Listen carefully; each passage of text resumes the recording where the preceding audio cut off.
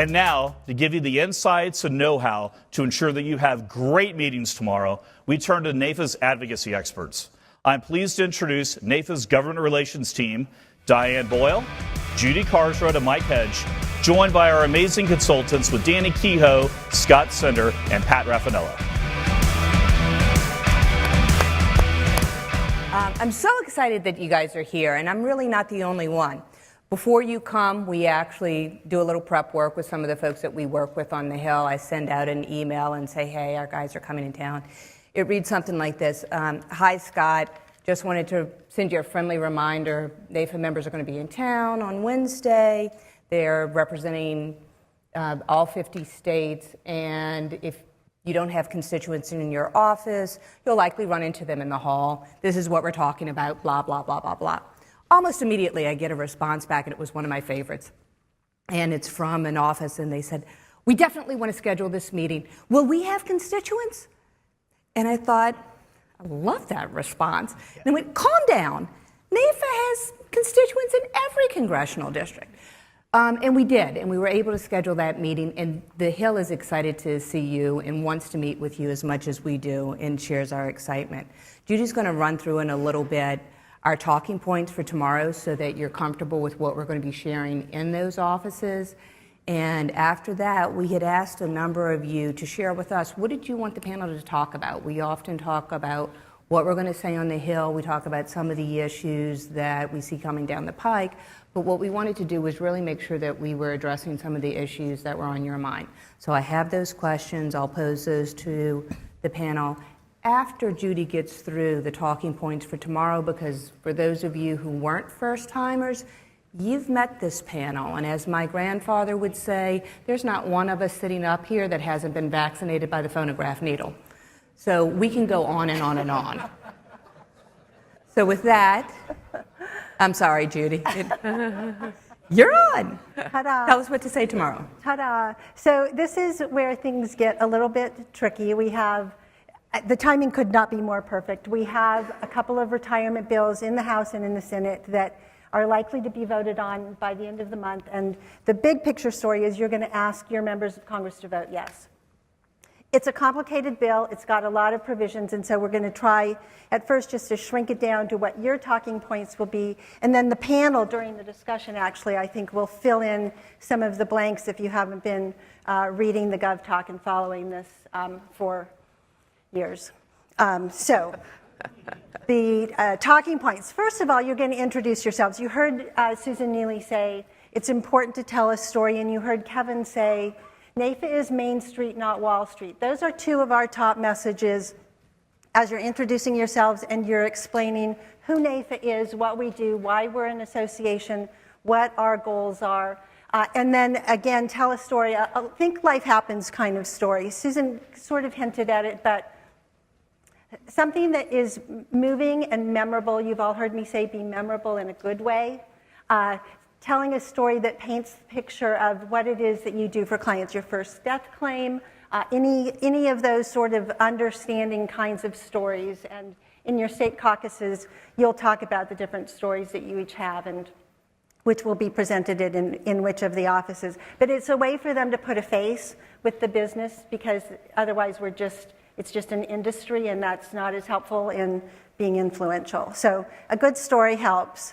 The two bills that we're going to be talking about tomorrow, we wanted to keep it complicated for you, so they have different names, but they're basically the same provisions. The Secure Act in the House and RESA in the Senate. We're talking about retirement because, as you've heard now so many times, 10,000 people reaching, I say retirement age, but it means age 65, which I think if you haven't hit retirement yet, that isn't your retirement age, for the next 15 years.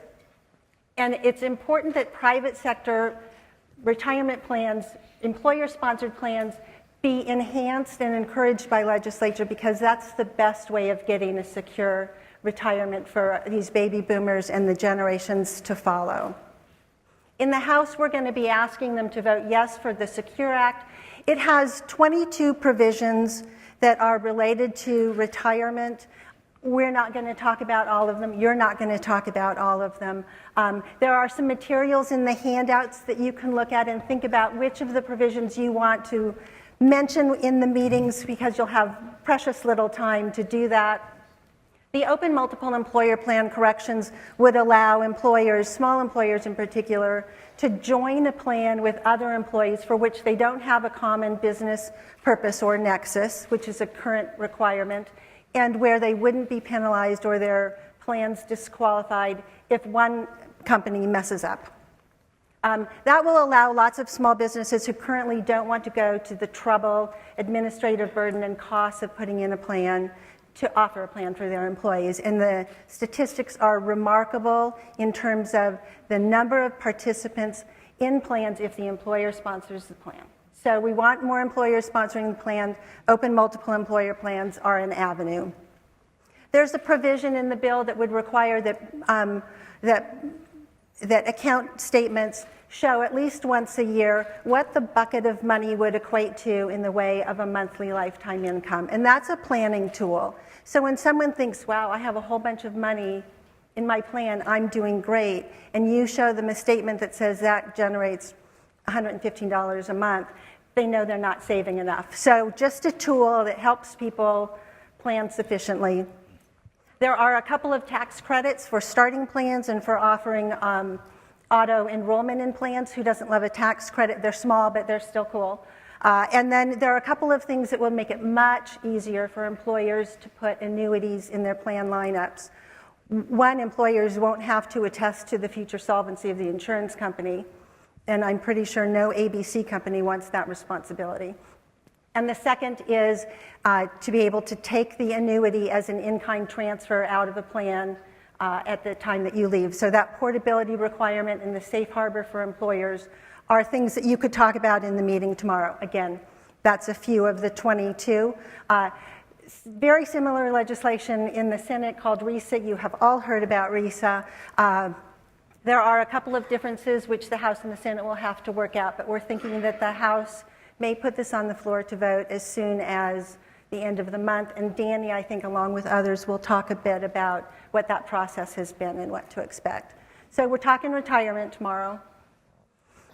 With respect to the second ask that we have, the Financial Security Caucus is an organization of members of Congress that are involved in education and resources and so forth. We have already held 2 briefings on the Hill with members and their staff to talk about retirement, either what they need to know to do their jobs or what they need to know to plan for themselves. And they were both very successful, and so we're looking forward to doing more with the caucus in terms of that kinds of education on the Hill. So our asks are: vote yes on the Secure Act, vote yes on RISA, continue to support policies that help us do our jobs, protect families, and provide options against all of the risks that are on that list that all occur and we have all had experience with, and then ask them to join the Financial Security Caucus. So say thank you, be memorable, be fun, be brief, and that's it. Good. I think Judy gave us a really good overview of what we'll talk about tomorrow. You each have the packet of leave-behinds and the talking points, and this group will also be around in the state caucus meetings if you have specific questions that we can address with any of those provisions. But let's spend a little time as a group talking about what is the environment that they're going to find when they hit the Hill tomorrow. I think I hadn't put this together before, but I took a little note. With the number of provisions almost match the number of Democratic presidential candidates. It does, and that's always fun. But we'll save presidential politics for a little bit later. The number of provisions won't increase, but the yeah, exactly. Yeah. It would have been an exact match until this morning. This morning we got a new one, which makes it off by one. Threw the numbers off. It would have been good until then. But Danny, since you're talking, what is the environment that our guys are going to find when they walk into an office? Is there, RISA? We've talked about this last year. If this retirement provision is so wonderful and so accepted by everyone on either side of the aisle in both chambers, why are we still talking about it? Politics.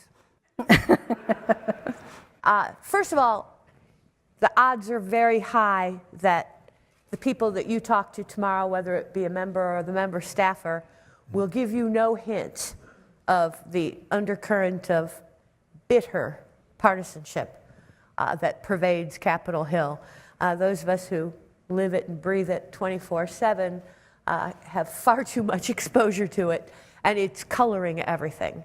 The Republicans are full-throated defending the president against the Democrats' investigations. The Democrats are full-throated out to prove either that the president has been guilty of misdoings or has not, and it's coloring everything.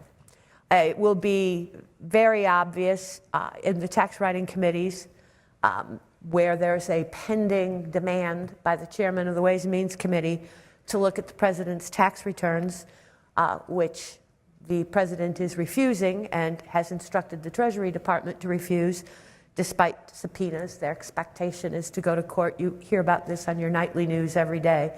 But it is the backdrop against which everything is operating on Capitol Hill right now. And that means that people are looking for reasons to prevent enactment of legislation that the other side can claim victory on. It is not enough to win a legislative issue. You got to make sure the other side loses as well. And that is largely why it's taking so long to get the retirement savings package enacted, says she with great cynicism. Nobody will admit to this, by the way. So, and if you tell anybody I said so, I'll deny it.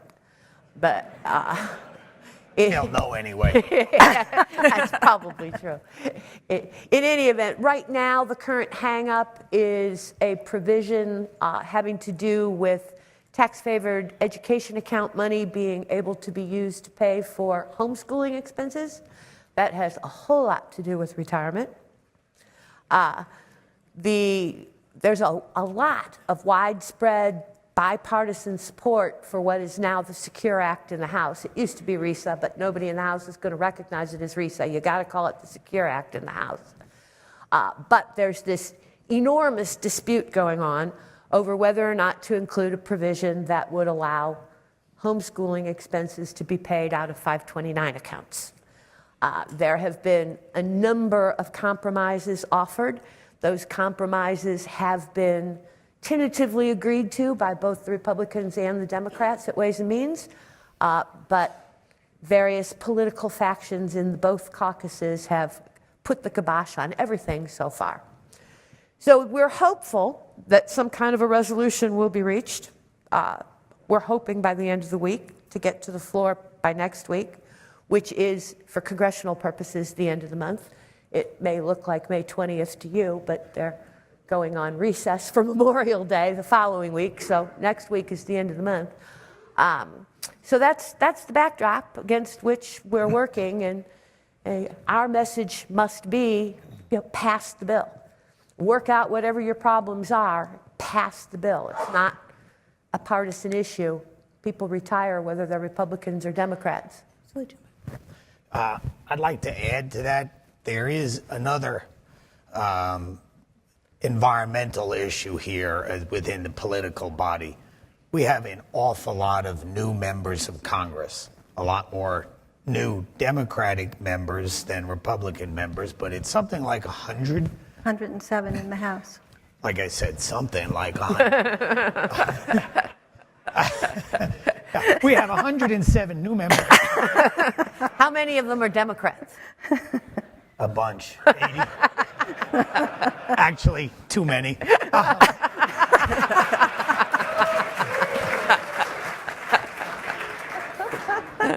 But the Ways and Means Committee, there are 10 new Democratic members of the committee, 3 new Republican members of the committee. You add that with the whole overall large number of new members.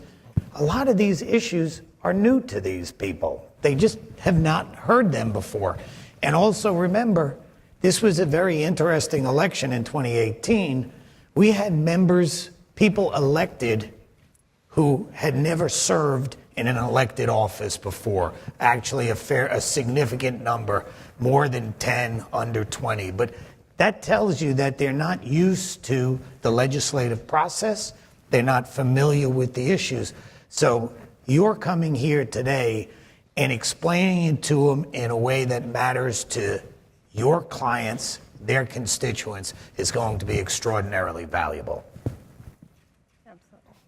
Well, to jump on top of that as well, as much as we talked about how there's a rift between Democrats and Republicans and the Trump investigations, if you look at the Democratic caucus right now, the majority of the seats that were picked up that led to a Democratic majority in the House were in Trump-friendly districts. So they were very moderate, centrist type districts. But if you look at the news and you look at social media, the few progressives that are really far out there on the left, a lot of them, some of them identifying as actual socialists, they're the ones who have the mouthpiece.